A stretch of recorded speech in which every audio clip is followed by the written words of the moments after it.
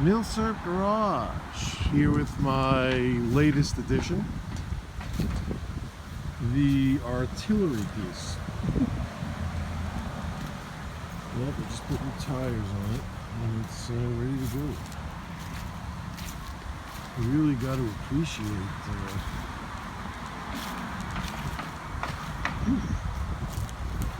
something like that. Milsurp Garage. Hello all. So that little clip right there was taken outside of a VFW when I went to a gun show today. And yes, I did find something. I picked up a pistol that I had been looking for years. And one of these days, it will be featured. But like I told you, we are going to move in another direction. I'm just, it's taking a little while to get everything together. But I did get this nice new mat here. So for the nice new stuff that we're doing, and in the vein of where we're going to be going, the nice M1 Grand stuff. And this is nice tech mat, these things are called. It's nice. It's not quite as large as the one that I have on the table now on the workbench, but I put this on top of the one that's on the workbench, so that's okay. It's just kind of like a little extra padding right in the middle, and it comes with this nice soft wipey towel. All right, so what are we going to talk about today? We're not going to feature a gun today, so if seeing a gun is what you wanted, I hate to disappoint. Sorry if you're shaking there, moving stuff around, get the lighting right. I'm just going to do a little bit of talking today. I want to show you some cool stuff that, remember the gun show before this one, I had bought some old magazines, and I saw some stuff that would just be so cool to show you guys. So this is Guns magazine we're going to look at. And then I want to take a look at some comments. I thought that would be kind of cool to go through some comments. So this is May 1968, by the way. I'm 2 months older than this magazine. It's kind of cool looking at stuff that's right around when you were born. You always seem to find the biggest interest in this stuff like right around when you were born. So this is right when the ban went into effect too. So things are kind of weird. There's a lot of interesting stuff talking about that in here that I wanted to show you. The one thing that caught my eye, I had never heard of these, but then after looking at it in here, I looked it up. Very rare. They only made these things for like 3 or 4 years, Crosman. But they're a Crosman CO2 skeet guns that shot these weird type of cartridges that you would put in here that had like pellets in it, number 8 shot, and then there were these discs that were kind of like come apart. The ring around the outside would come apart if you hit it, and it came with like a trap thing. Look at that you like actually shot the things with. Look at like mom and dad with the kid out on the farm. I'm sorry, but these people would be using a real shotgun to do this right now. But how cool is this thing? And I guess prices here and everything. The shotgun alone sells for less than $50. You know, like. But there is like a following for these things. If you look on YouTube, you see there's like a couple of people like that are featuring these things and talking about them and actually using them. Let's see what else. I don't even remember. I did this a couple of days ago and I marked off these pages, so bear with me if I got to look at it and actually see. Oh, here, this one I thought was interesting because it's a Bausch and Lomb scope, and I guess that was a big thing back then. I don't even think contact lenses were around in 1968, but I guess that's where these guys came from. I don't think they're making scopes anymore. I think they just moved into the contact lens. But maybe they make camera lenses for all I know. I don't know. Maybe I don't know what I'm talking about. But when I saw Bausch and Lomb, I was like, I never saw scopes from them. But look at the rifle that they're advertising that it's attached to. Look at that. And it says 500,000 on it. The 500,000 something. It looks almost 1903-ish. 1903 Springfield-ish. It's definitely Mauser. It's definitely non-rotating collar here. It's the Mauser design. But look at that ram's head here, and look at this fine woodworking on it. The rifle too, really caught my eye. But look at the settings on this scope, how you turn this outside part, and it looks like it has graduations, like clicks. This looks like really high quality scope and scope mounts too. Look at that, how strong those scope mounts look. Pretty wild. 1968 advertising. Now here, this is pretty cool. It's like a political, like rant kind of thing that they have. They had this in every magazine that I've noticed. Like I'm looking through them, all the ones from the 60s, 70s. Had this Our Man in Washington kind of thing. I think they were all called Our Man in Washington. And they were just talking about the laws and stuff like that. And now, here's what's interesting. When this ban first went, they call it the ban, but it was the Gun Control Act of 1968. And when this went into effect, they fought registration. They fought you having to now they were requiring registration of guns, and what they said was that it's unconstitutional, because if you force somebody to register an otherwise illegal firearm, you're violating their constitutional privilege against self-incrimination. So what they were basically saying was, that's not fair to people who have illegal guns. Is basically what the argument was that's not fair to people who have illegal guns, because they now are being compelled to register that. You're compelling them to go in and register that, which would show something criminal, that they have an illegal firearm for whatever reason, whether it's stolen or it's non-compliant to the rules or whatever it is. So I think that was interesting. I read this whole thing, and like, it's funny how it's just funny how that with law you could fight something like that. Like, it's like you're saying that it's illegal to force somebody that has an illegal gun to show you that they have an illegal gun. You can't force them to do it. Thought that was pretty cool. Yo, we always talk about patents, right? Like, this article is right up my alley. I never see anything like this, like in today's guns. But how cool is this? It's zany gun patents. So what do we have here? This is some weird kind of gun that would attach to your head via a helmet, and you would blow into a tube to press the trigger. I think a sneeze would be really bad. What are these? These are bullets that were supposed to curve in flight to go around things. Some guy patented that. Somebody patented rifle barrels that were curved. And I think I'd seen this somewhere. Like, they were actual military guns that were like that. And I think they were, like, exploding a lot. Here is a cane gun. And look, these have the patent numbers listed right here. They're showing the patents just like I had showed you. You could look these up. Bat Masterson should have known about this weapon. I don't know who the hell that is. I'm reading that like we're going to know who Bat Masterson. I have no idea. Maybe you know, but it's a cane gun that actually has a magazine with rounds in it. It's not just a single shot. Cane gun. Let's see, what do we got here?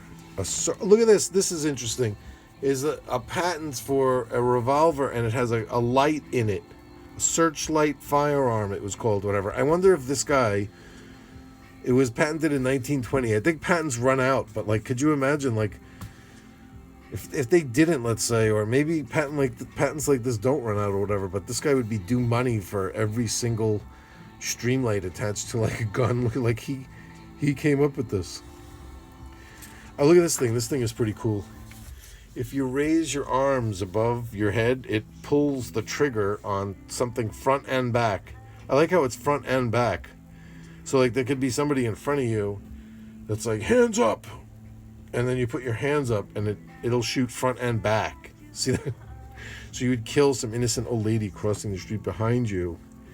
Or unless you only put up one arm. Looks like this arm, his right arm, controls the front and the left arm controls the rear. This would be all right if you didn't get an itch and the cartridge didn't recoil. That's it. Let's see what else we got. 70s, a new name in custom concealment. Yeah, these were bugging me out. I had never seen holsters like that. Look at this thing. It fits inside a top coat pocket. So the only thing that sticks out is just the gun that you grab. That's pretty wild, right? This is made to fire, still in the holster. So it's like this sits inside a top coat pocket, and you're not even supposed to draw this. See, it's got a place here for your finger to go right on the trigger, and see how the barrel, there's a hole where the barrel goes. So you just fire right out of your pocket. But the gun is suspended above the pocket, see, because this big thing here goes in the pocket, so it's just hovering above. You just put your hand right on that and shoot. And you could draw it if you felt like it, but it probably gets stuck in. There's probably a resistance fit where it fits in there like real tight. Pretty wild. And I guess that was it. I could have sworn there were a couple of more. They might have fell out, but wild to see. If you notice, that was the end of like mail order guns in here. Now see, it became a. Is this guy still selling back here? Yeah, I guess maybe it hadn't 100% gone into effect yet, because this guy's selling pistols back here. But if you look on here, there'll be some. Yeah, see, it's like, please read carefully. It says on the bottom, there's some like, buy where legal kind of thing. This thing started to get a little weird. The evolution of the broom handle. This was a good article here. I really enjoyed these magazines. So let's take a look. Let's see what we got here as far as, let's look at some of these comments that we got here. Been looking forward to this. Let's see. All right, we're just going to go through, I'm going to tell you what video the comment was posted on. And we're going to go chronologically from the last comments I got 33 minutes ago. And we'll just move along until we get bored. So the Walther PP video. Partisan 1 commented, I have a PP from 1980. It was never used. It's beautiful. To release the trigger after decocking without pushing the safety lever, you must pull the slide back for 3 millimeters. That's what the manual says. What does he say? To release the trigger after decocking without pushing the... Well, let's try that. That's very interesting. Let's see exactly what he's talking about here. All right, if we take the PP... Let's see what he's talking about. If we take the PP... To release the trigger after decocking. So,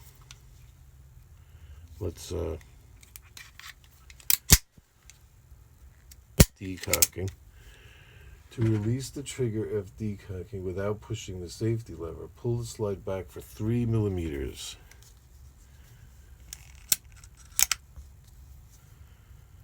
I think that'll just, to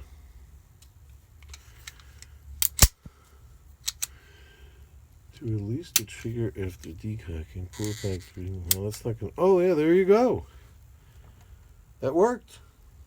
Guy's a genius.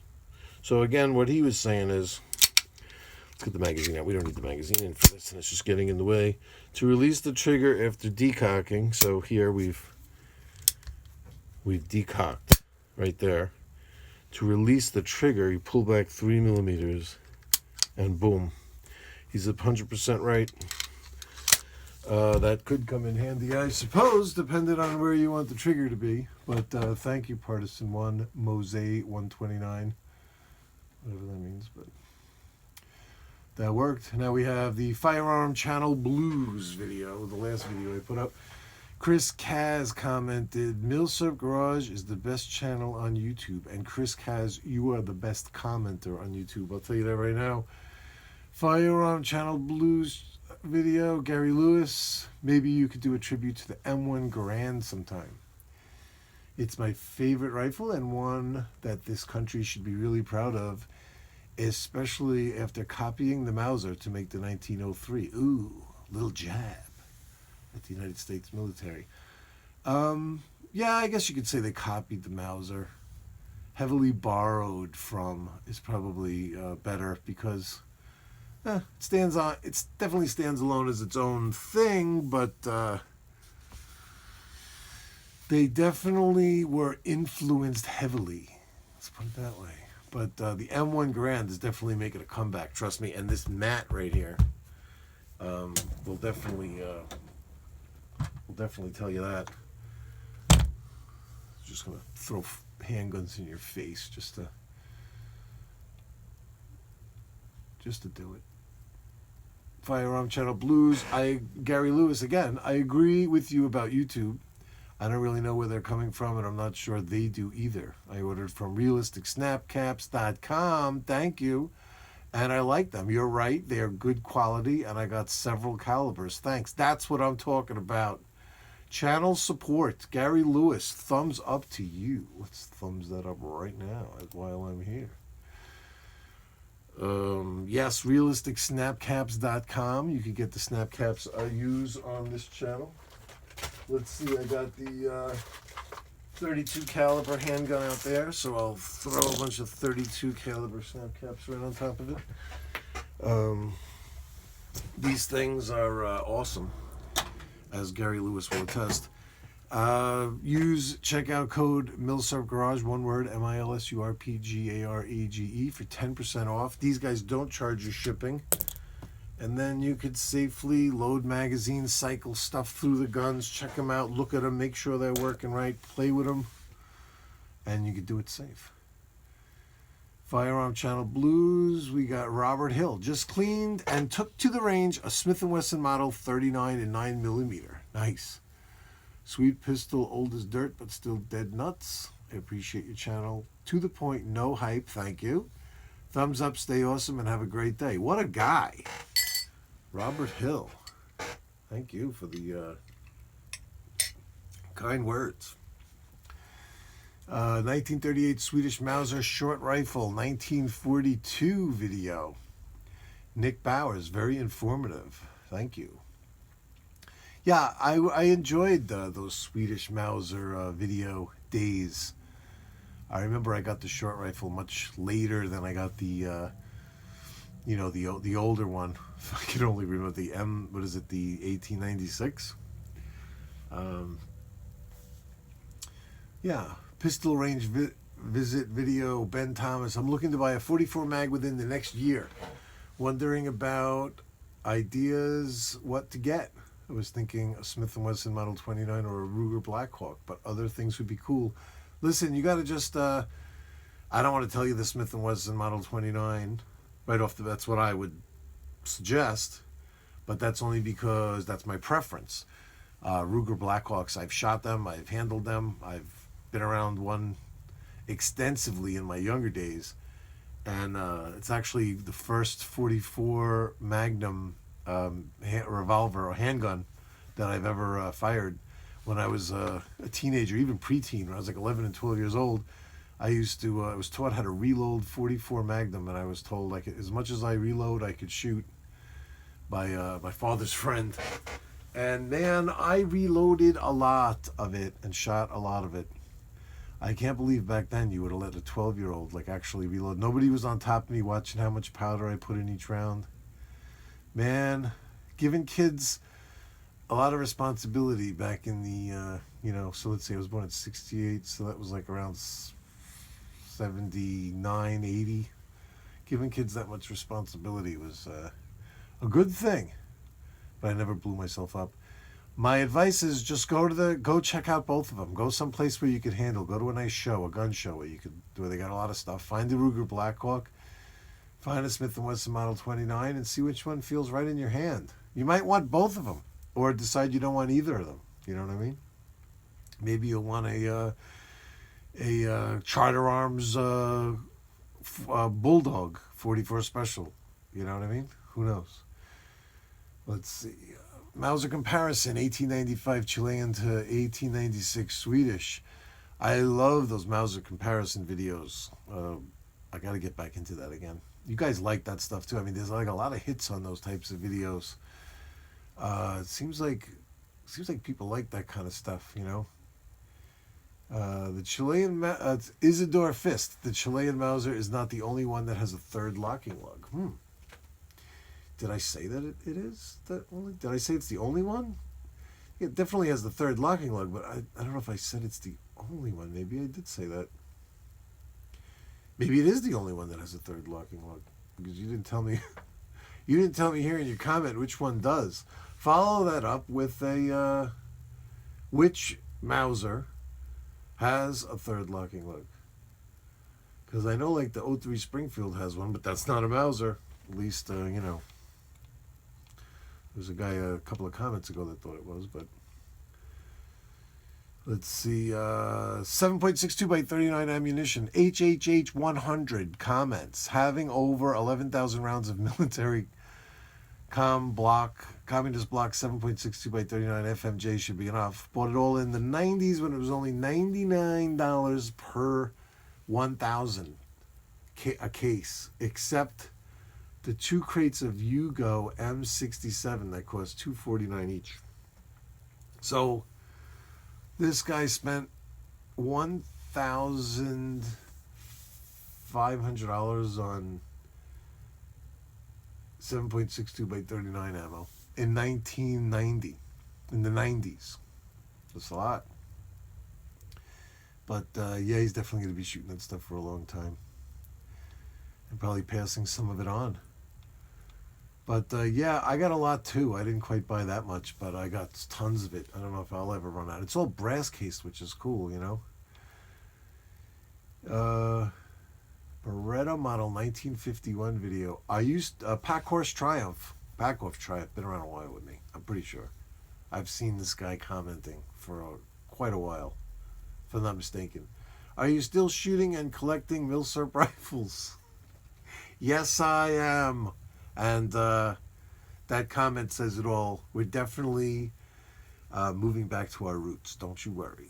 New video coming up soon. We're definitely going to move in a different direction here. Or back to our roots is better than a different direction. I think we've been in a different direction. Walther PP video. Whiskey River comments, Holy Mother of Tatum O'Neill. If you don't know shit about a firearm, why the F are you wasting people's time? Huh. Was I really that, did I really not have that much information on that video? I really don't know much about the Walther PP. I really didn't. I read up on as much stuff as I could read to like do a video. I know one thing. I don't even have to change the ammo. We're back with it again. And somebody just gave me some info. See, I just learned something. I wouldn't know that I have to pull back the slide 3mm to release the trigger when I have the decogger on, unless I did a video that somebody could comment on. So from a completely selfish standpoint, Whiskey River, at least I learned something about this gun that I wouldn't have known, even if my video I didn't know anything about it. We're learning here together. Tell me something, Whiskey River. Follow up your comment with something that I left out. I'll do a follow-up video. My God. Lee Enfield, number 5, 303 Santa Fe Jungle Carbine. Wow, that video's old. That was one of my first Milsurps, even though it is a Milsurp because it was a number 4, made into a number 5 by Santa Fe Arms, I think is the name of the place. Tom Jones, love to have you with us. Comments, nice video. I appreciate the opinion and agree it's probably a better shooter and deal. However, for me, I prefer an original in my collection. Yeah, you know, I don't think this thing replaces having a number 5 in your collection, but it is what it is. It's a Santa Fe Jungle Carbine. It's what the hell was the name of that company again? I guess it was Santa Fe Arms Company, I guess. Trying to remember, there was something else, something with an N, the name of the company name. Oh, I can't remember. However, Let's see, maybe if I could find it quick in my book here. And here it is. It is Santa Fe. Yeah, it's Santa Fe Arms. That's it. Golden State Arms Corporation. Sorry. Golden State Arms Corporation was the company that put those things out. And they were called the Santa Fe Jungle Carbine. But it's its own thing. I mean, you could just collect, so you could have a number 5 in your collection and one of those as well. And since my father bought that thing in the 50s and handed it down to me, so come on, you know what I'm saying. It is what it is because of what it is. I'm not. I would never say that it's a number 5. I would put a tag on it, even if it were on display somewhere for exactly what it is. The Simpson model W625B German 22 trainer video. Do you think that a surplus stock for a 625C could be found? Definitely. Simpson Limited. That's where you go. Write that down, James Vestano.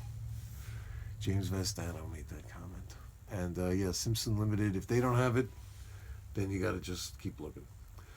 Marlin Model 28 video. Michael Brooker. I enjoy your videos. They're very thorough. Thank you. I have a number 20 and just got a number 27 in 2520. I saw one of those not too long ago in a gun store. There is very little information available on the 27. They were only made for a couple of years. These are very well-made rifles. Fit and finish are as good as any rifles made, in my honest opinion. I think the 2520 round was even going obsolete back then. It wasn't very popular, and I think that's the only... They were only in that one caliber, the 27. But they are very well constructed. They're made very well, you know. Yeah. Winchester Model 1894 video. Terry Dean Channel. Divorce forced me to sell all of my guns, even my Corvette. That happens. But I did get to keep my old 1899 made Winchester model 1894. Nice. Thank God videos on YouTube keep me from slipping deeper into depression over the loss of my life's work and collection. Well, you know, I commented back to this guy and I felt for him. But you got to understand that, you know, your collection, sometimes your collection, it goes through things. It goes through changes. It grows and becomes really huge, and sometimes it gets depleted down to almost nothing. And it's all just part of the, almost like an organic thing that goes on with a collection. Sometimes people like to sell off a bunch of stuff and move into a different direction. I wrote, your life's work is just that, life's work. Through your life, it changes, things come and go, people come and go, cars come and go. Your second phase in collecting is now in effect. Be like the $6 million man. Rebuild even better than before. Collection 2.0 begins with the most beautiful Winchester made. Who's luckier than you? So yeah, nothing to be depressed about, dude. You move on. And I remember I had a car that I loved when I was younger, in my 20s. And I woke up, my father woke me up one morning and he was like, didn't you park right outside in front of me? And I was like, yeah. And he goes, well, your car's gone. I went downstairs and my car was gone. I remember I borrowed the keys to his station wagon and drove around all day, like just looking for it, like I'm just going to see it sitting somewhere. And I was very depressed over that. And my father said, you know what the best thing to do is go out and get something better than what you had. You improve on it. You make, you know, take lemons and make lemonade kind of thing. And I did. I bought, it was an 88 Caprice that I had.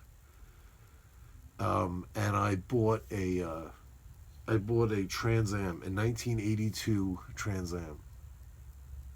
And I love the Trans Am so much more than the Caprice. So there you go. You move on. Remington Model 14 video. There's one in my local gun shop for $360. It's been sitting there for almost a year. I remember seeing it before I left for basic. Oh, this is Ben Thomas. He went to basic training. Good for him. I hope everything worked out all right. Very proud. He's been around with me for a while as well. It is in 32 Remington. I'm trying to justify buying it, but I don't know if I should. Well, first of all, it's been sitting in a gun shop for almost a year. So if you don't know much about it, you really got to take a good look, see what's going on. It can be passed up a lot for a reason.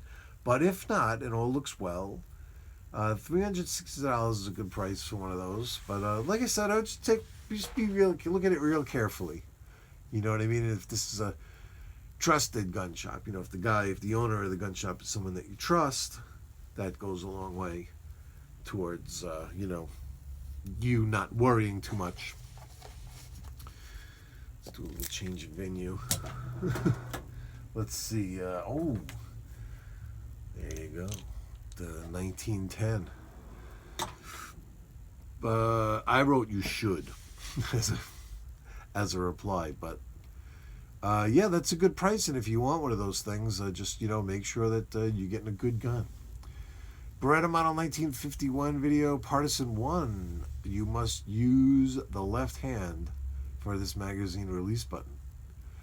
Oh, that's funny. I commented back, great, I have 2 of those, which I thought was pretty funny. But yeah, that is a weird gun. The ergonomics on it are very strange, definitely.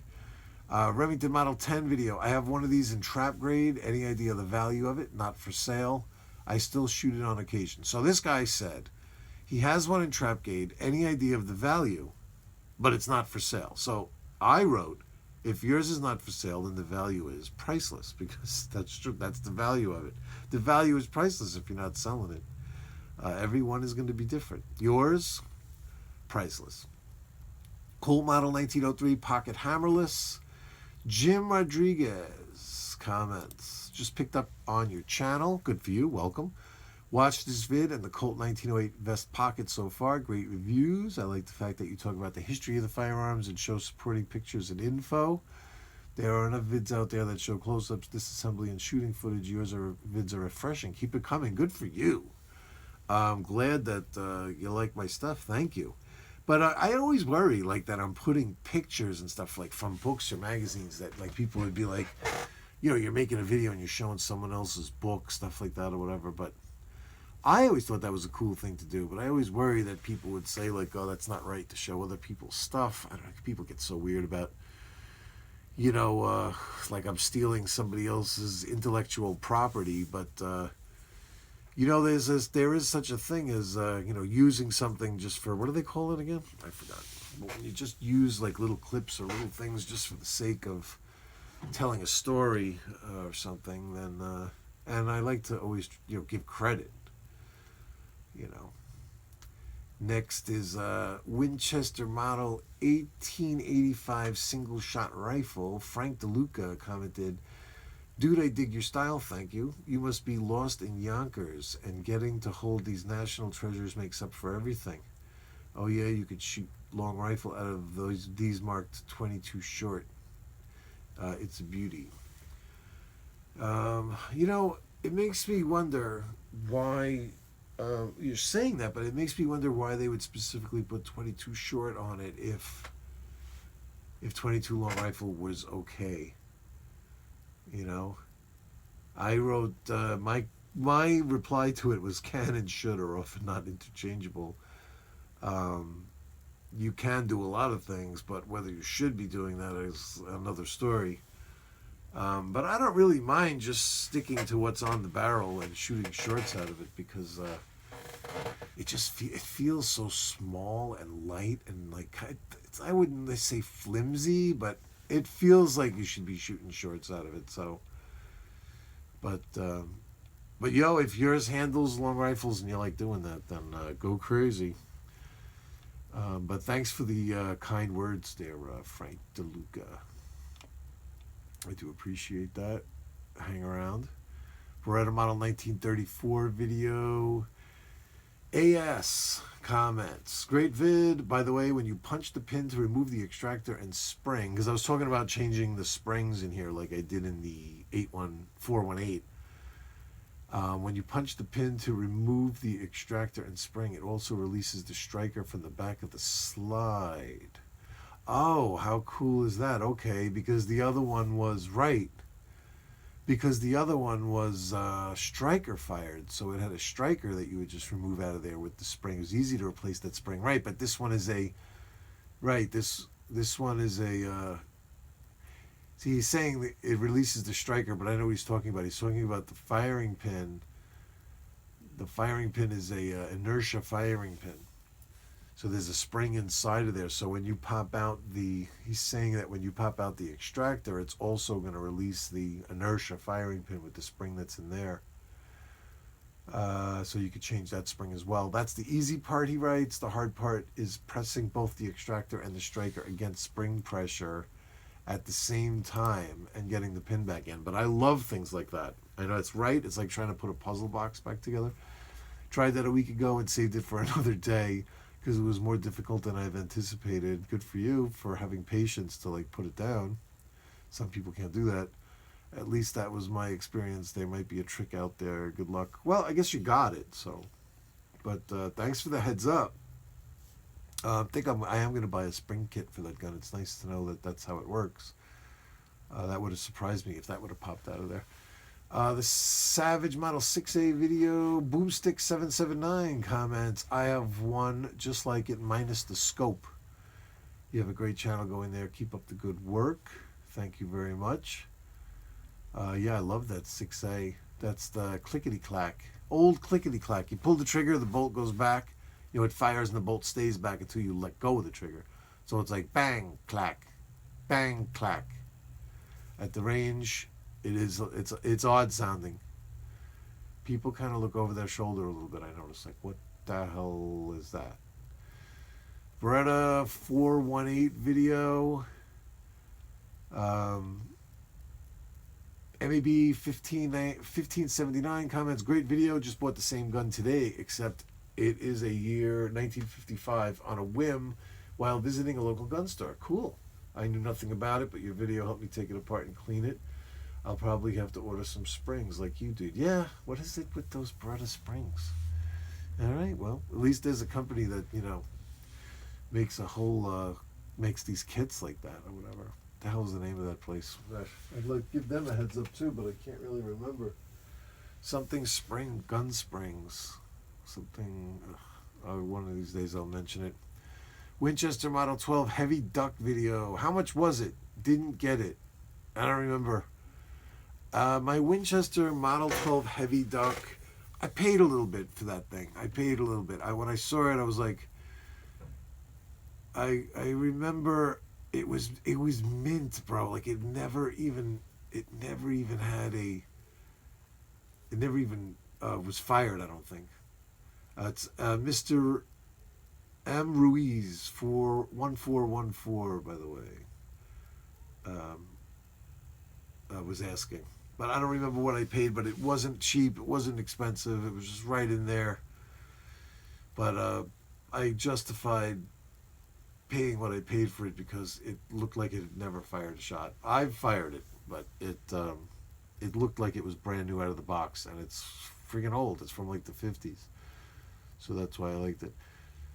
The Smith & Wesson K22 Masterpiece Pre-Model 17 video. W. Isaacson says, nice revolver. I like the older Smith & Wessons. When a Smith & Wesson revolver is described as a 4-screw, the 4th screw is under the grip panel above the medallion and behind the hammer. The older Smith & Wesson revolvers have either 5, 4, or 3 screws holding the side plate on the frame. The mainspring screw is not relevant when describing it. Yeah, I think I did that, and then I think I read right afterwards. Like, I literally made the video and read like an hour later. I was like, oops. But yeah, listen to this guy. He knows what he's talking about. And I got this book. Where's my Smith & Wesson book? What did I do with that? Smith & Wesson book. Here it goes. I got this Smith & Wesson book shortly after that. And this book was awesome. And this definitely broke down everything here that had to do with these screws for all these different frames. Look at how awesome this book is. I love this book. I was poring over everything. And this is Roy Jinks. It's High Jinks. History of Smith & Wesson, Benfield. I don't know who that is. I don't know who they are. I don't know what's going on. I'm going to leave it right there. Let's open up some pictures. Let's see. What's coming up next here? Remington 550-1 ammo test 410 Mossberg says, fine video with a lot of info. I have a Remington 5.52 and was wondering if it had the power piston. It does not. The only ammo I use in my older guns is 22 long rifle standard velocity. Yeah, good for you. I got to remember that. Was wondering if the 5.52 was built with that and could handle the 22 shorts on a regular basis. Give it a try. What does it say on the side? I think that one fires all three, but it doesn't have the power piston.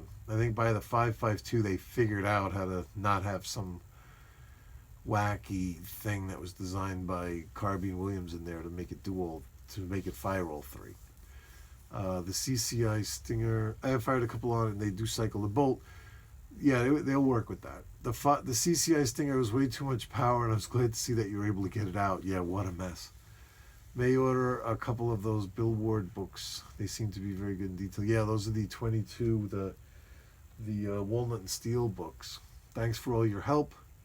You're welcome. The 5.52 is a totally different model, but I think it does fire all three 22s. Gun show visit. Pack Horse Triumph comments. Milsurp Garage at it again. There you go. And 551 ammo test video. Marco Graham, what up? Comments. That power piston is definitely a keeper design for sure. Too bad they don't bring it back. That is the first one of those out of at least a dozen I've seen cycle a CB cap. Yep. Congratulations. I'll have to find one of my own now. Good. That's all you need for quiet 25 to 30 feet target practice. That's true. Those CB caps they're just enough to be considered a bullet where you could but if you had like a steel trap, you could definitely shoot in your basement. Nice catch on the Stinger. I'm glad you keep us posted. Try Gecko 22. It's even cleaner than CCI. I just have so much CCI. So much standard velocity CCI, but I love Gecko ammo. I got tons of it. I mean, here I'm like my 25 auto box is like sitting right here. I love this stuff. Oh, is this? Maybe this is. Sorry, that was a. That was a Aguila. Is it Aguila? But that was not a Gecko box. But trust me, there's tons of it all over the place here. Remington Model 14 video. Wild Animals Mystic, Connecticut. Oh, because I said 2008 in the video instead of 1908. So he's correcting me. But he didn't know that it was actually a 2008 re-release of the Model 14. So the joke's on him. Winchester Model 61. Selms 22. Nice. One question. Is there anything to be said about the number of vertical grooves in the forearm? Mine has 11 grooves on each side of the forearm and a smooth trigger. Yes, there is definitely something about that. My Winchester book is as fat as a phone book. Somewhere in there it definitely said something about that, or I saw it online. It definitely mattered. I just don't remember what the hell it meant. But it was either an earlier version or a later version or something. But I definitely read something. You just have to do a bunch of research. Do a Google search for smooth trigger, model Winchester Model 61, see what the hell comes up. Savage Model 6A, Conrad Clark. What are the part numbers for the scope mount? Some of these rifles came factory with a scope or drilled and tapped for one. I found a couple of forums that were all over this mount for the 6A, and I linked them a couple of the threads in the forum, but they were all contemplating the same question about what the serial numbers were, for what the model numbers were for them, and what was original, what wasn't. So he could pour over all of that. There was a lot of info on those things, a lot of interest. Smith & Wesson Model 29 video. Stacy Brown comments. Okay, I'm going to subscribe just because of this video. Nice. Not that it's great, but because we should see improvement going forward. I hate to let you down.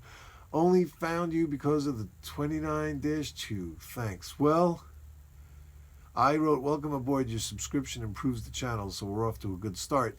But the bottom line, Stacy Brown, is I don't want to let you down, Stacy Brown, but I really think this is about as good as it's going to get. I think so.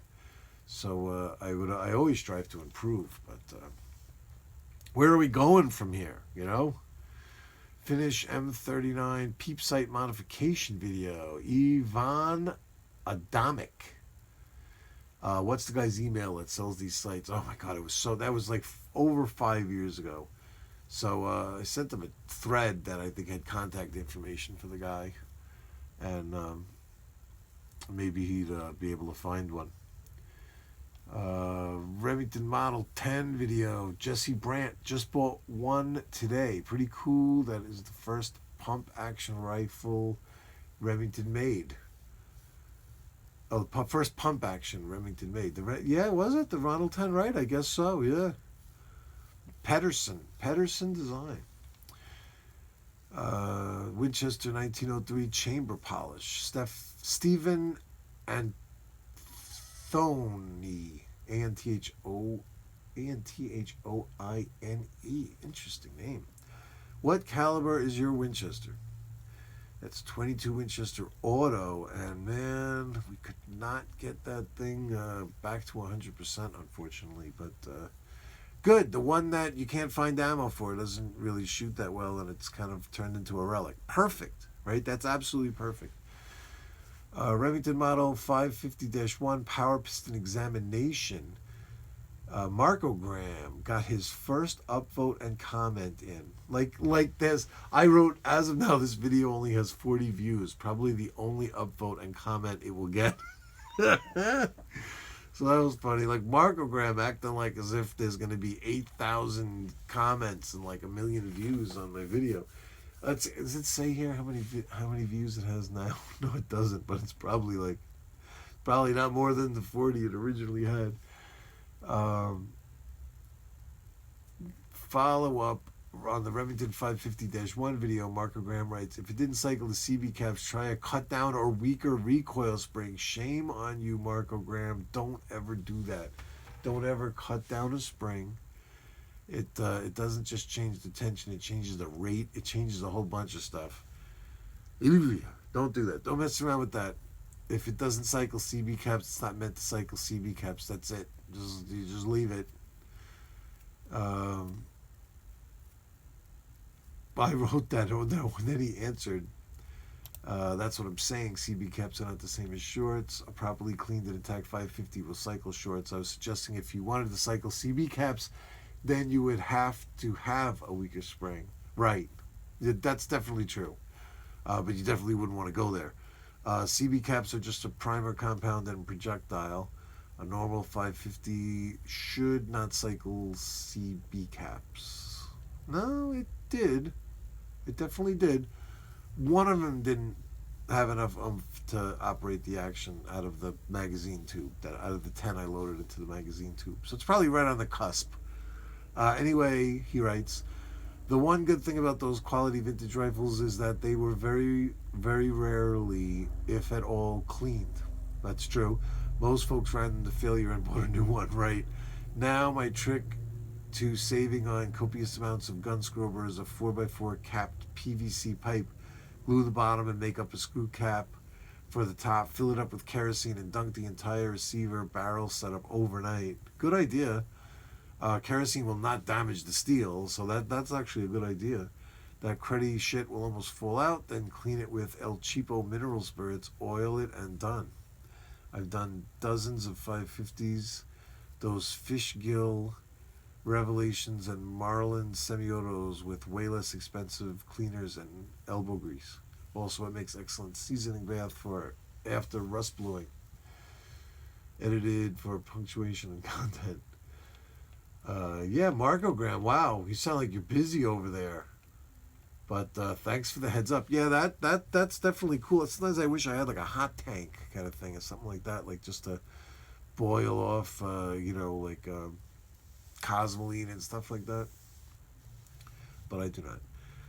Where are we? How long have we been doing this? Oh my God, 49 minutes. I'm staying. FN model 1910. Pack Horse Triumph. See, I told you he's been around. Hey, Milsurp Garage, just got an FN 1922. Was wondering if you know if the magazines are interchangeable for that model too. I assume so, but have a spare mag. Sorry. I assume so, but have a spare mag. Yes, the only thing that you need to interchange to go from 32 to 380 is the barrel. That's it. Everything else is the same. The magazines are different. They'll have a different amount of view holes to see how many rounds are inside of them because they do hold a different amount of rounds. But you could interchange the magazines for the not 1910. I'm still looking for a barrel in 380 to be able to actually swap back and forth. And every time I go to a gun show and I see a guy with a whole shitload of parts, I'm like, "Do you have a 380 barrel for a FN model 1910?" And they just stare at me and go, "Nah." So that's not working too well. All right, we're gonna wind it up right there because I don't want to get to be like over an hour. I guarantee you, if I look at like the diagnostics of this video, I look at like viewership. It's like probably 0.2% lasted to the end of this video. But anybody that did, thank you. I liked going over the comments. I like. There's a lot to be learned like this. I think if I just keep going back, I'm going to remember where we are right now. And when I do this again, we're just going to keep going back from here and go over them. And that's that. Have a good weekend. And we'll be back soon with our new direction. See you all later.